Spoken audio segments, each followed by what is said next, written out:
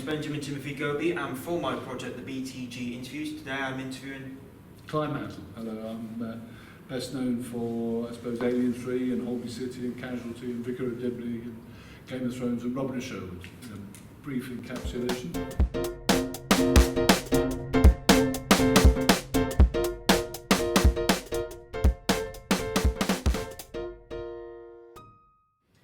Where were you born, where did you grow up, and at what age did you start acting?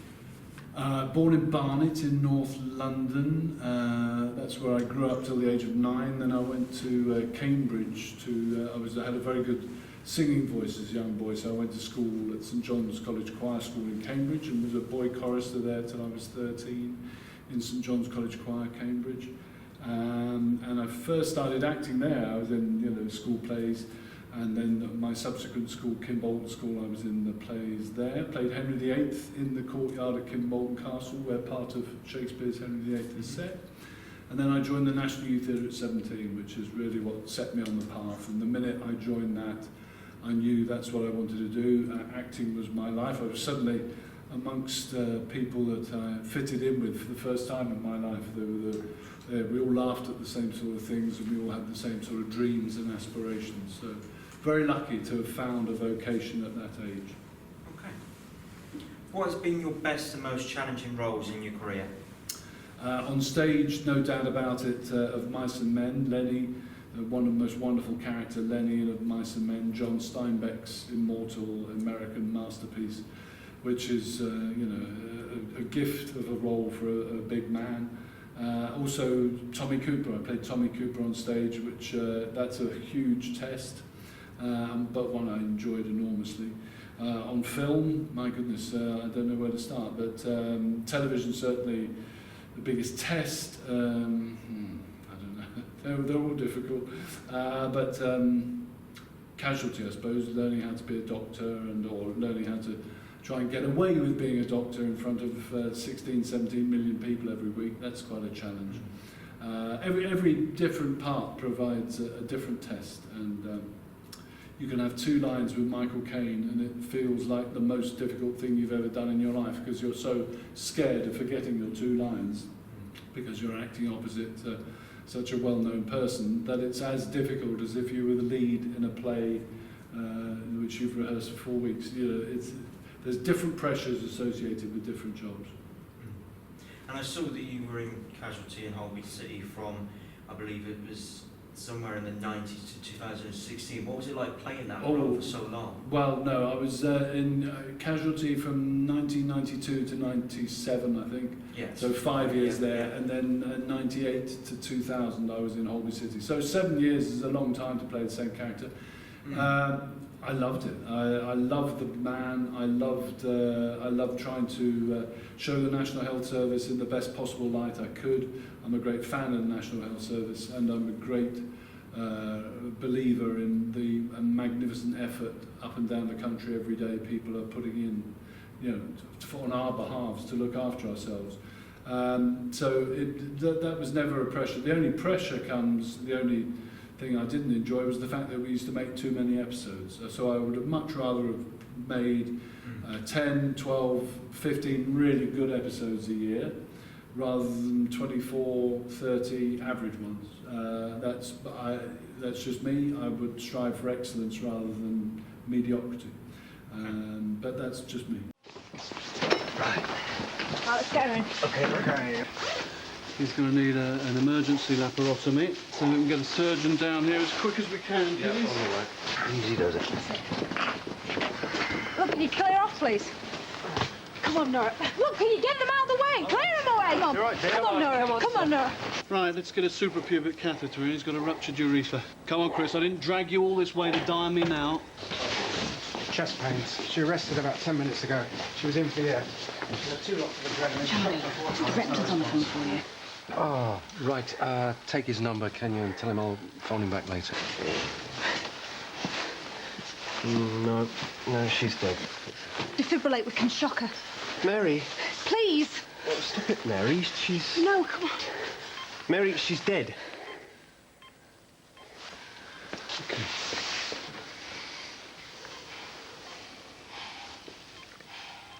Well, she's dead, Mary. I'm sure you did everything that you could. I'm very sorry. Ah, Ted. There was no need for her to die. Ruptured urethra. We're going to need a super-proof... She didn't know that Queen's had closed. If she'd got an ambulance, if we'd got one sooner... It was our fault. We should have told them where to stuff it. Don't blame yourself, Mary. We're all to blame. We've just let them do this to us. What has she done wrong? It's not fair. Mary. It's not fair. And this lucky blighter's going to make it. Right, let's get him up to theatre. Thanks very much, everyone. You have an appointment with the surgeon. I also saw that you were, well, obviously I know because I watched the whole series, that you played Dr. Franklin in the Sherlock version of the Hounds of the Baskerville. Yes, fantastic. What was that like for you? Because this was a question over there. What was that like for you playing a character that had been played so many times before? Because there's actually 26 other adaptations of the Hounds of the Baskerville. Yeah, well, I didn't know that, but that's fantastic. It was the first time that Dr. Franklin was the murderer, because we changed the Mark Gatiss changed the storyline. He wanted to surprise the audience. So, it was just a great privilege. And they cast me because I'm a fairly genial sort of guy, and the audience, there was a big red herring. They didn't want the audience to go, "Ooh, he's the murderer," because I was playing such a sort of bumbling, happy sort of chap. So who knows? Maybe the audience just went, "Oh, it's him." I don't know. But I have to say, working with Benedict Cumberbatch and Martin Freeman, it was just such a delight. They were a complete, all-inclusive couple who welcomed every person on set, and we all sat around at meal times and in filming breaks. They didn't like seeing people sitting apart. Come over and join us. You know, so I mean, wonderful. It's led by example, and very genuinely nice guys. So it was a great privilege to be part of. Yeah. I also saw, I don't want to mention a few things. I also saw that you played one of the folks in Without a Clue, which was the comedy version with Michael Caine and Ben Kingsley. Well, that's right. That was what I was alluding to when I said I had two lines with it. You know, I can remember we filmed it on a Sunday in the bar of the one of those London theatres, one of those lovely old Victorian bars in it. And I've never been so nervous in my life. And I was upstairs, they were setting up for hours and hours and hours to our scene. And I was just convinced that when my two lines came, I was going to open my mouth and nothing would come out. But Michael Caine was delightful and very funny and made us all relax. So but nerves with all these things. It's you go into something and just do a day's filming. It's much more difficult than if you're there all the time. You've just got to know a few people's names and you've finished the job. If you're just in for a short period. Major, this is bloody outrageous. Why wasn't I told? Major Barrymore, is it? Yes, well, good. Very good. We're very impressed, aren't we, Mr. Holmes? Deeply, hugely. The whole point of Baskerville was to eliminate this kind of bureaucratic I'm so sorry, nonsense. Major. Inspections. New policy can't remain unmonitored forever. Goodness knows what you'd get up to. Keep walking. Sir. ID unauthorized, sir. What? I've just had the call. Is that right? Who are you? Look, there's obviously been some kind of mistake. Clearly not Mycroft Holmes. Computer error, Major. It'll all have to go in the report. What the hell's going on? It's all right, Major. I know exactly who these gentlemen are. You do? Yeah, I'm getting a little slow on faces, but Mr. Holmes here isn't someone I expected to show up in this part. Well... Good to see you again, Mycroft. I had the honour of meeting Mr. Holmes at the WHO conference in Brussels, was it? Vienna. Vienna, that's it. This is Mr. Mycroft Holmes, Major. There's obviously been a mistake. On your head be it, Dr. Franklin. I'll show them out, Corporal. Very well, sir.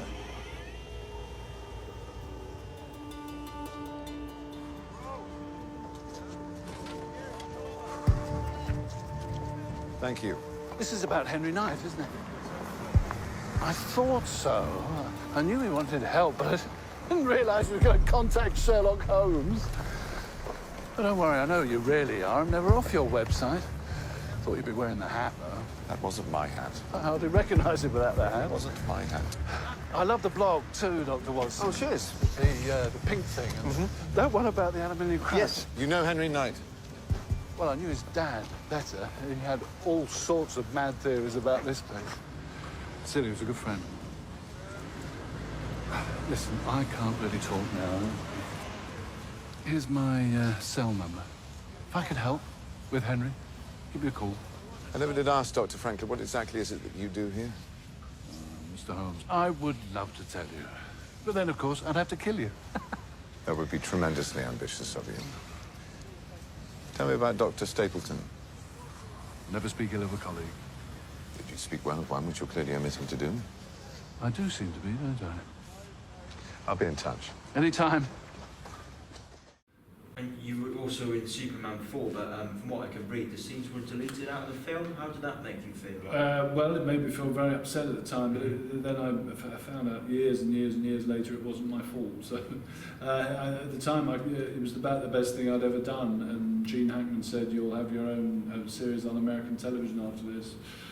Christopher Reeve was fantastic with me. Yeah. We had a $6 million fight together, everything like that. But I'm afraid it was politics, and it was all about who controlled the film and who controlled the final edit of the film.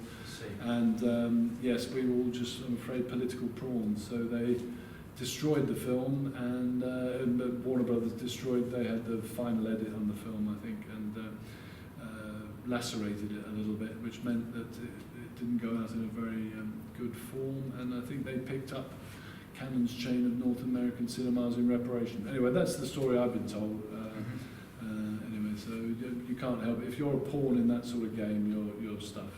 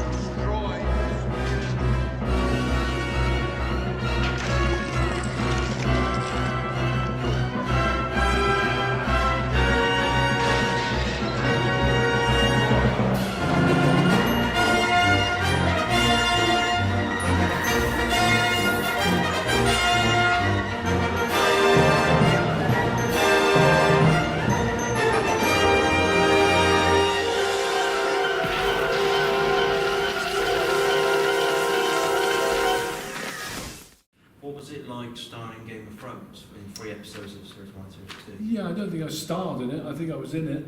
You know, it's very kind of you to say that, but it's not playing a role. Yeah. Yeah. No, that's all right. It's star is a word which is, you know, people always say, you know, Game of Thrones star, and you go, who's that then? And then they had, you know, they had one line in, you know, one episode or something like that. But it's very kind of you to say that. But I was one of the, you know, good supporting cast of fantastic, largely British actors, but actors from all over the world as well, have made up, an incredible cast, and it's a show that's done enormous good for Northern Ireland, basically, but also for a lot of British actors, and audiences love it, and that is the most important thing. That's why we're doing it in the first place. I know we've got to earn a living, we've got to pay our mortgages and things like that, but we are actually in this business to entertain people. So that's first and foremost the reason why we're doing it. For 30 years I've been making corpses out of men, boy. I'm the man you want leading the vanguard. Galbert Glover will lead the van. The bloody wall will melt before an Umber marches behind a Glover. I will lead the van, or I will take my men and march them home.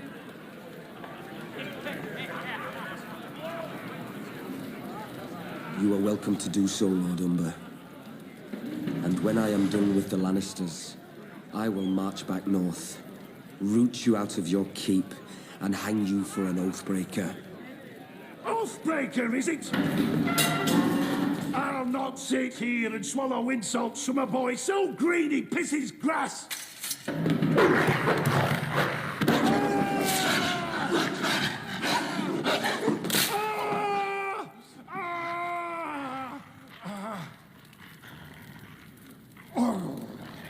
My Lord Father taught me it was death to bear steel against your liege lord.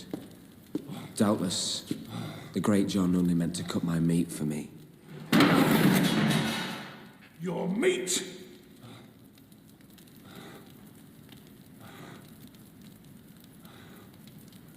Is bloody tough.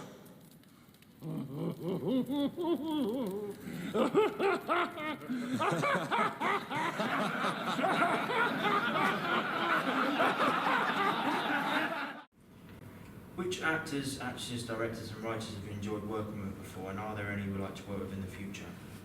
Well, David Fincher on Alien 3, I'd love to work with him again. He was a mesmeric director, fantastic. Very relaxed and very kind and very good at getting out what he wanted.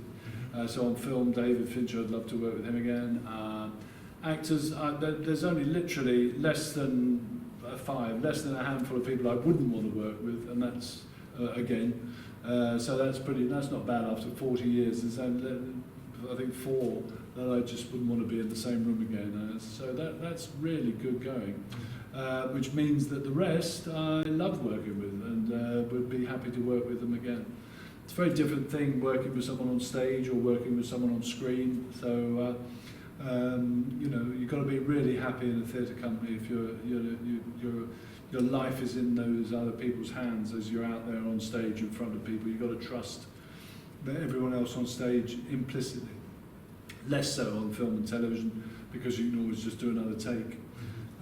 But stage work, certainly you've got to love the people you're on stage with.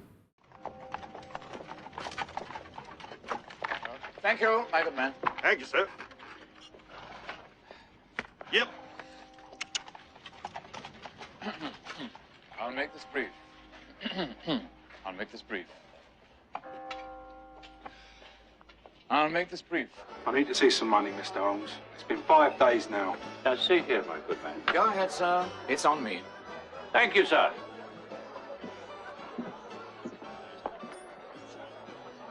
Watson. Hello, how are things? Couldn't be better. Good health. I'll make this brief. I'll make this brief.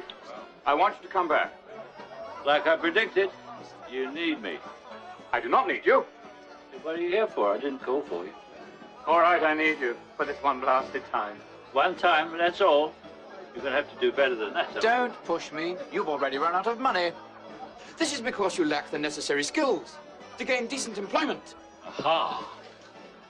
Wrong, Watson. You see, I have been honing my ability of elementary deduction to a razor's edge. Observe. Excuse me, sir. How are things on the subcontinent? I beg your pardon. You are a reporter just back from India, are you not? I'm a barrister, and I've never been to India in my life. But you do read the Times. Of course. There you have it. By card.